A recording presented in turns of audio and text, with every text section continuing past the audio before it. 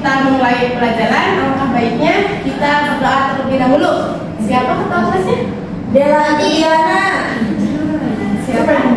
Dela Berliana. Oke, kepada ketua kelas, mohon untuk dipimpin dahulu doanya.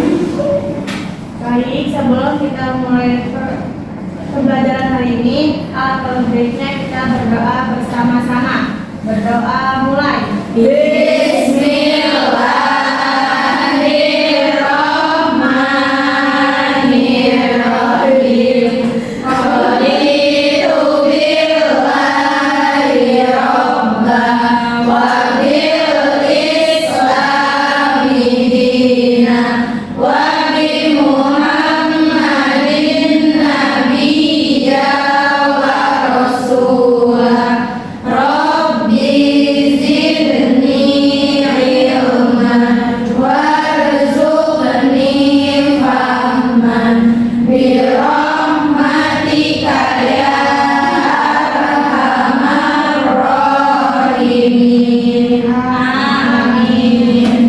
Sebelumnya Ibu mau tanya, apa ada yang belum hadir atau sudah hadir? Sudah hadir Semua semua. ya, alhamdulillah lengkap hari ini. Nah, anak-anak, untuk pembelajaran kali ini kita akan membahas tentang fikih. Kan fikih itu luas ya, ada bab ibadah, munakahat, muamalah dan lain-lain. Sekarang kita akan belajar tentang fikih ibadah. Fikih ibadahnya tentang bab toharoh.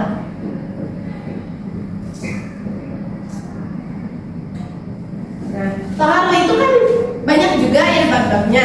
Ada tentang wudhu, tayamum, mandi wajib, dan yang sekarang akan Ibu jelaskan kepada anak-anak yaitu tentang istinja.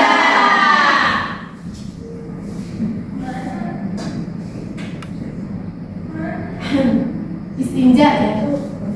Nah, istinja itu ada yang tahu belum apa itu istinja? Nah,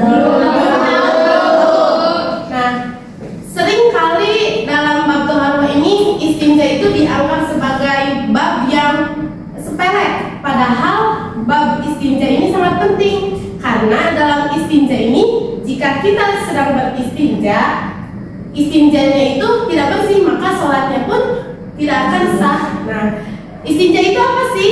Istinja itu adalah bersuci dari najis atau kotoran yang keluar dari kubur dan dubur dengan air atau batu ataupun dengan benda yang memiliki sifat dan fungsi yang sama dengan batu. Nah, dalam bab istinja ini ada pengertian,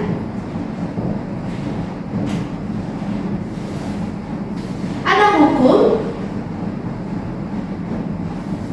ada tata cara, dan ada juga adab beristinja. Tadi yang setelah Ibu jelasin itu tentang pengertian istinja ya anak-anak. Jadi istinja itu apa tadi? Cebok. Ya benar, cebok itu membersihkan najis atau kotoran yang keluar dari kubur atau dubur dengan air atau batu. Nah, itu pengertiannya. Nah, untuk selanjutnya yaitu tentang hukum istinja. Hukum istinja. Kan istinja itu bisa dengan air, bisa juga dengan batu. Nah, kalau tidak ada batu berarti dengan benda yang memiliki sifat atau fungsi sama dengan batu. Di antara dalil yang menekankan istinja dengan air itu terdapat dalam hadis yang diriwayatkan oleh Anas bin Malik radhiyallahu anhu.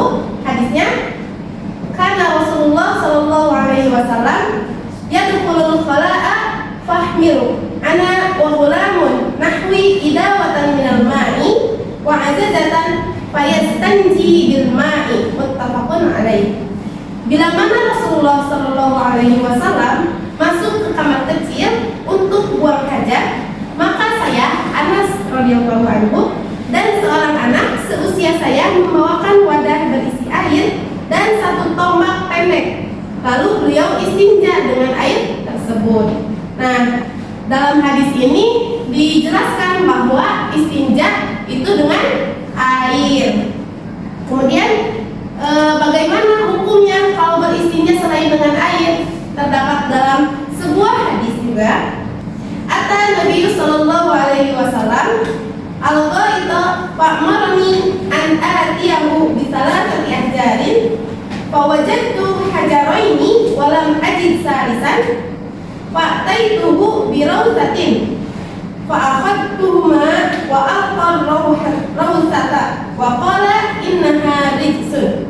Artinya suatu ketika Nabi Shallallahu Alaihi Wasallam sedang buang air besar, lalu memerintahkan saya agar membawakannya 3 buah batu.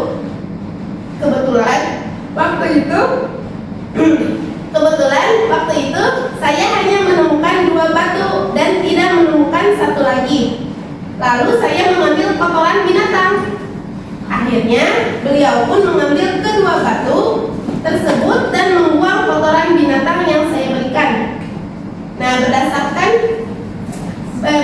Rasulullah bersabda, sesungguhnya kotoran binatang itu najis. Jadi hukum beristinja dengan batu itu boleh karena ada dalam riwayat hadisnya.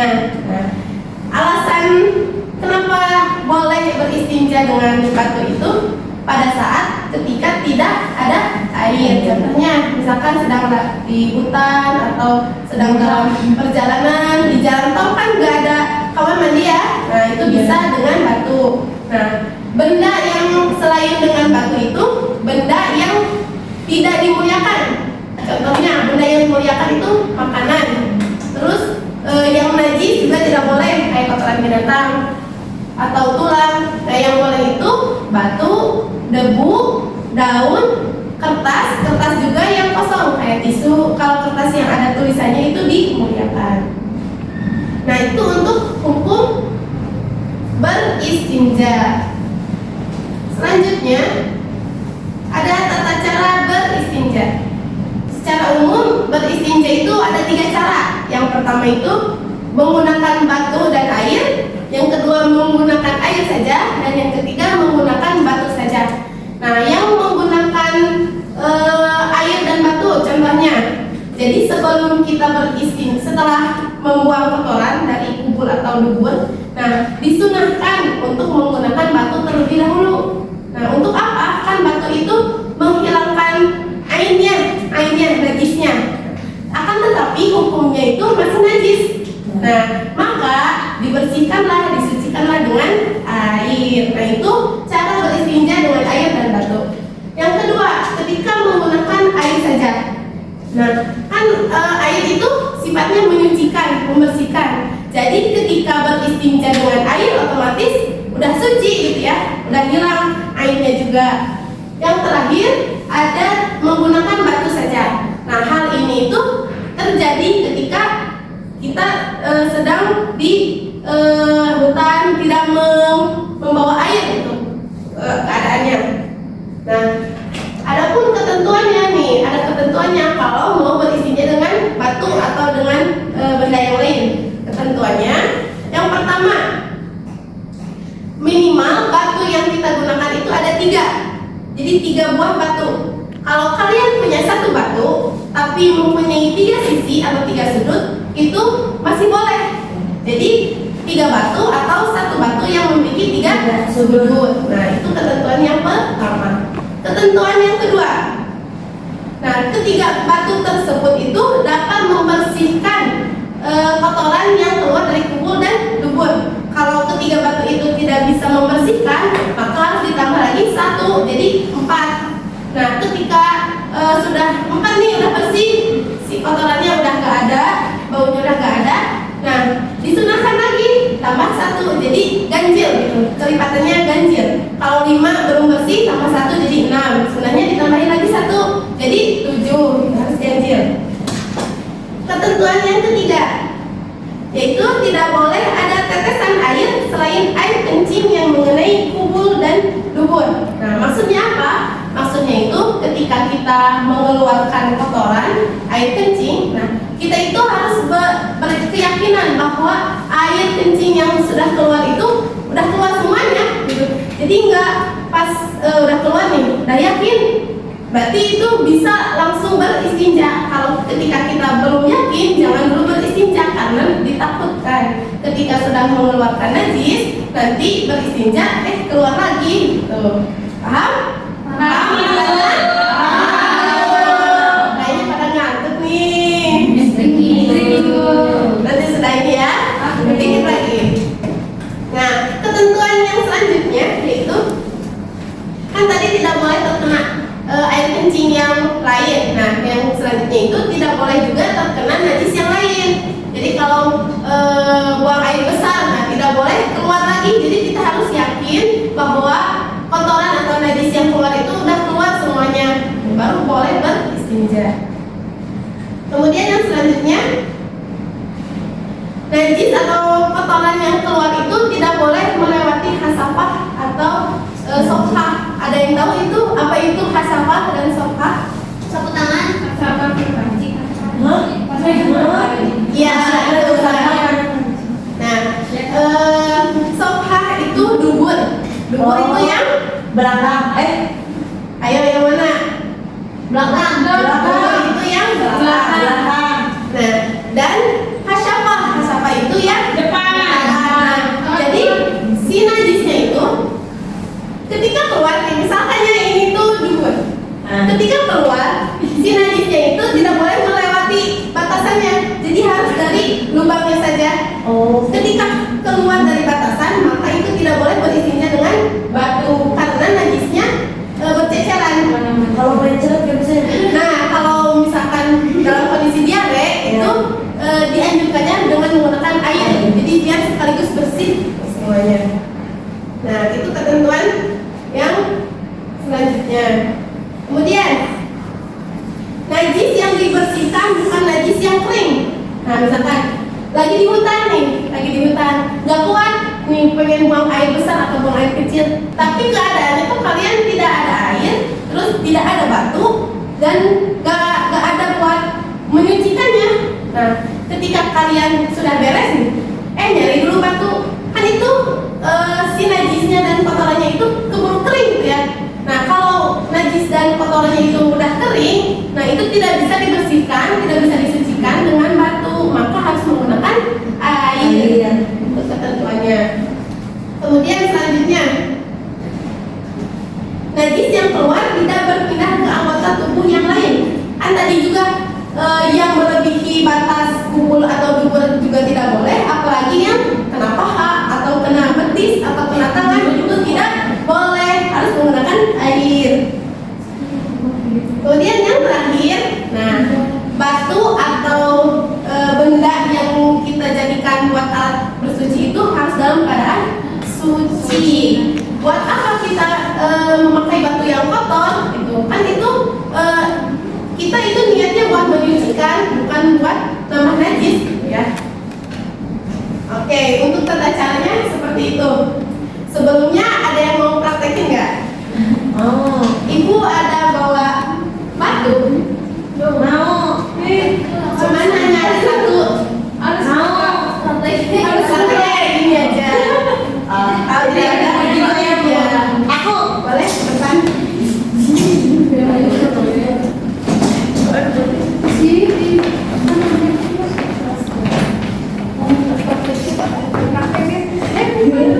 Ini ya, berarti misalkan ini keluar najis dari belakang ya. Nah, jika itu mau menyucikan najis dari belakang dengan menggunakan batu.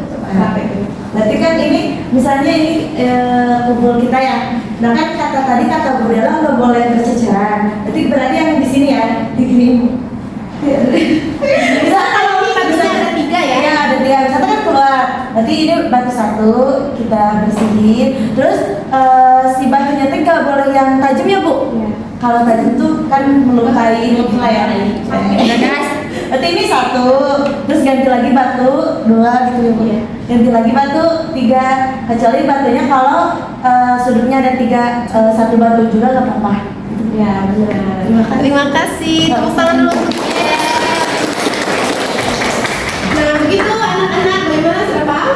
Nah, untuk yang terakhir itu ada sub tentang adab. Nah, sub ini itu sering kita lupain nih, mau itu beristinja di luar kamar mandi atau maupun di kamar mandi. Adabnya apa aja? Yang pertama ada istibro. Istibro itu apa sih? Istibro itu mengeluarkan kotoran yang tersisa, yang tadi kata ibu. Jadi kita itu harus meyakini dulu bahwa si kotoran itu udah keluar semuanya. Nah itu adabnya, udah keluar semuanya. Jangan ada yang tersisa di dalam, harus benar-benar bersih. Karena dalam suatu riwayat, jika istinja kita itu tidak bersih, maka sholatnya pun tidak sah. Maka sholatnya tidak sah. Bahkan jika ketika istinja nih tidak bersih kemudian sholat, hal itu bisa menjadikan kita untuk masuk neraka. Makanya istinja itu hal penting gitu, salah satu kunci untuk sholat kita diterima oleh Allah Subhanahu wa Ta'ala. Yang kedua, diharamkan buang hajat di atas kuburan. Coba kenapa? Soalnya kuburan itu termasuk di mana tempat yang manusia atau orang-orang itu mengambil sebuah pelajaran, mengambil sebuah nasihat. Gitu. Yang ketiga, tidak boleh membuang hajat pada air yang tergenang. Contohnya di dalam ember atau apa gitu ya, yang tergenang. Soalnya kan kalau tergenang itu si airnya tidak mengalir, kan kalau mengalir itu terbawa oleh air gitu ya. Kalau tergenang ya udah di situ aja gitu najisnya. Itu tidak boleh. Sebagaimana dalam sabda diriwayatkan dari Jabir, Rasulullah SAW melarang kencing pada air yang tergenang atau sedang kayak hujan nih, kan suka banyak ya di jalanan nih air yang tergenang di bolong-bolong. Nah kencing di situ itu tidak boleh. Kemudian ada selanjutnya itu dilarang buang hajat di tempat-tempat sumber air. Contohnya kayak di sumur. Tapi kemungkinan nggak ada gitu ya yang buang hajat di sumur, kan sumur itu biasanya dalam tinggi takut ya. Biasanya nggak ada gitu. Kemudian yang selanjutnya itu dilarang buang hajat dengan menghadap atau membelakangi kiblat. Kan kiblat itu tempat yang sakral ya, tempat beribadah umat muslim. Nah, kita tidak boleh membelakangi atau menghadap kiblat ketika beristinja. Tapi kalau semisalkan di dalam kamar mandi kan terhalang sama dinding gitu ya, itu tidak apa-apa. Kemudian selanjutnya dimakruhkan bagi orang yang membuang hajat untuk melawan arah angin. Nah, melawan arah angin sebab dikhawatirkan adanya percikan air kencing yang membuatnya terkena najis. Kan tadi dalam tata cara beristinja itu bahwasanya najis atau kotoran itu tidak boleh terkena anggota badan yang lain. Nah, ketika membuang air kecil menghadap arah angin, jadi takutnya itu si najisnya itu ke bawah angin, jadi malah balik ke diri sendiri gitu. Nah, katanya kayak gitu, itu ada adabnya. Kemudian dimakruhkan bagi orang yang sedang buang hajat untuk berbicara. Nah, siapa nih yang suka nyanyi di kamar mandi? Nah, itu tidak boleh gitu. Lagi buang hajat sampai seperti itu. Banyak kan? Itu hukumnya makruh buang hajat sambil berbicara, kecuali kalau misalkan nggak ada gayung nih, gimana cara bersihinnya? Nah, itu boleh minta tolong bicara sama orang yang ada di luar atau siapa saja. Kalau selawatan berbicara aja tidak boleh, apalagi selawat.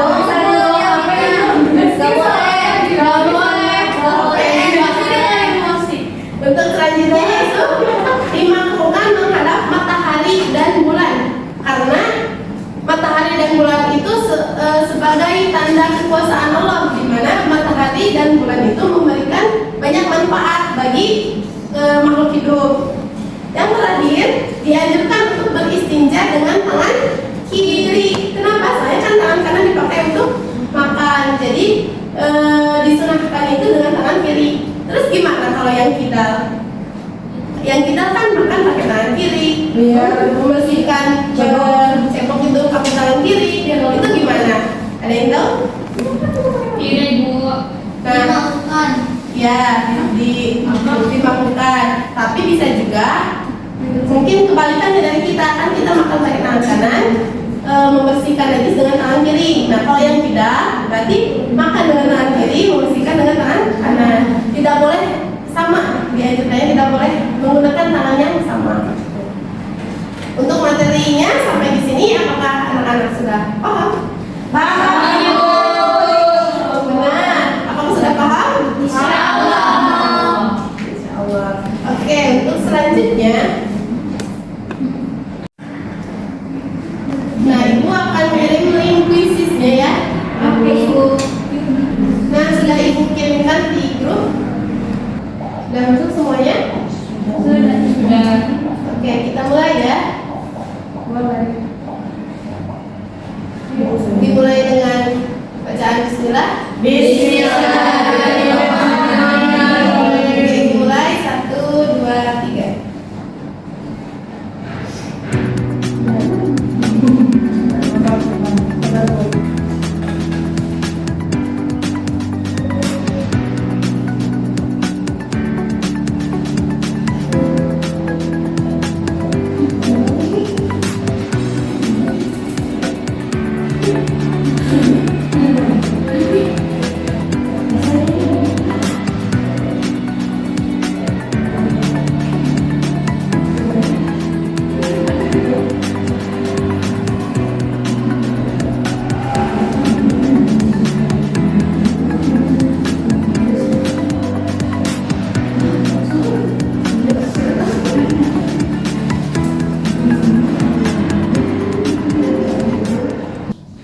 Baik.